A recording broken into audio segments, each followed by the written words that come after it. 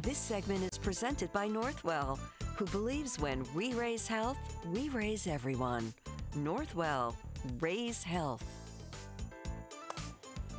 Well, we have an important topic that we like to dive right into. We sure do. The holidays are intended to be joyful, but for some, it can be a bit of a blue Christmas. Exactly. There are a variety of reasons as to why your days may not be merry and bright around the holiday season. So joining us now from Northwell Health is Dr. Scott Krakower to get into all of the business. Welcome, doctor. Thank you so much for having me. Thank you for being here. This is a pleasure because you are not only a doctor, but you're also just a human roaming being. the earth with similar problems. Correct. Or challenges, yes. I should say. I feel like everybody has their own stressors, especially coming up with the holidays. It can be a very stressful time for all the families. Right. Can relate. Yeah. So then, first off, you say it's okay to feel blue or depressed Not okay. or anxious or not okay. It's okay to have feelings like this, especially at this time of year. I feel like this time of year is just so stressful, and I feel like it's like almost like a healthy response in some aspect to experience this level of stress. Yeah.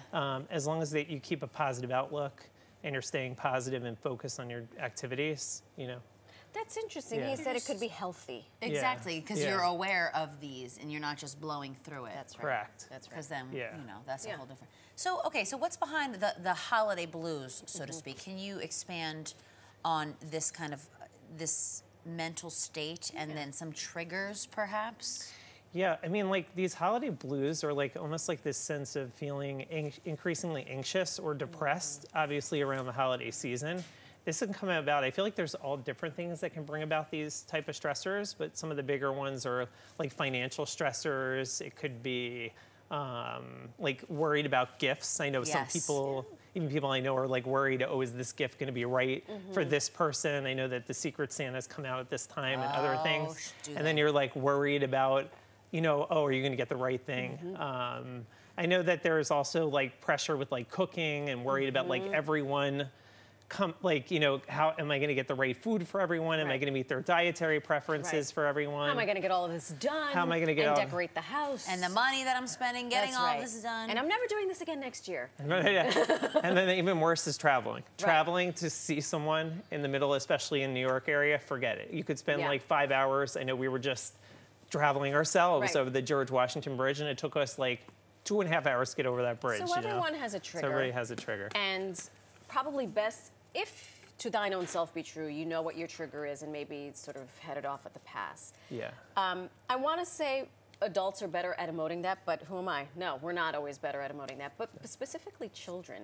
I think it's hard to read a child's emotion, and they aren't always verbal. They can't always say, like, I'm sad, or I'm, depressed, or I have anxiety. What are some of the signs that we should look for? Sometimes that's a good question. Kids can be just so tough, I feel like, because they're not always showing like their emotions, like you said. So sometimes you might see other things, like they might be more, I guess you'd say they might isolate more. They might say, oh, I don't really want to go to soccer practice today, like little subtle things like that. You might also see them changing a little bit with their peer groups, or maybe not interacting with the same people that they used to interact with. And then often with kids, you'll see sometimes they become like a little bit more disheveled or not taking care of their hygiene, like maybe not on top of things as much as they used to be, and also grades in school can come down, right, from depression. So it's a lot. So what is your advice to help these kids who might be struggling in any of those ways? I think that a lot of this will fall back onto the parents in some ways because they're the front line, when they're working with